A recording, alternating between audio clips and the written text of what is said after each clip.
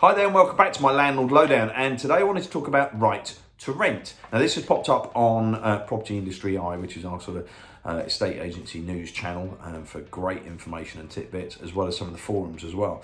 And if you don't already know, if you have got if you're privately renting, for example, and you've got somebody that's interested in your property and they give you a worker's permit because they're coming from elsewhere outside the UK, quite often it happens here in Ashford, quite a lot of hospital workers and so forth. But it is something you've got to be really, really careful of. Now, if there is a date end on the permit for them to sort of live and work here in the UK, you need to be responsible for ensuring that that gets renewed. So if you are privately renting and you have got someone that's given you the permit as proof, that's fine, just make sure it gets renewed. But, a bit of information, and I'm going to read this out exactly. 2 significant changes to the right to rent checks came into force come into force in the coming months. From September 2022, legislation will change to allow landlords and letting agents to outsource right to rent checks. So here at Evolution, we will be using an amazing product called LANDLORD.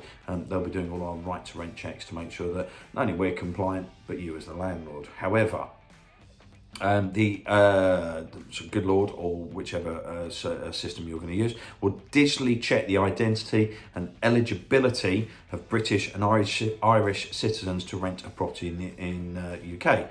From April, landlords and letting agents will no longer, and this is really important, will no longer be allowed to carry out manual right to rent checks on applicants who have a biometric residence card or a permit holder. They must use the Home Office online service, which was introduced in December 2020. So we'll put the link in for you, but please be aware that this will be followed up sort of by sort of spot checks as well, from what we hear from the Home Office. If you are found to be in breach, it can be quite serious. You will be looking at fines, potentially anything worse than that as well.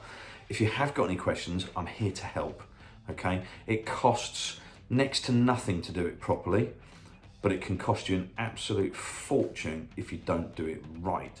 So the main point out of that for you as a landlord is that either your letting agent needs to be using the correct system and not just sort of, I suppose, just having a look at it, taking a photocopy and filing it.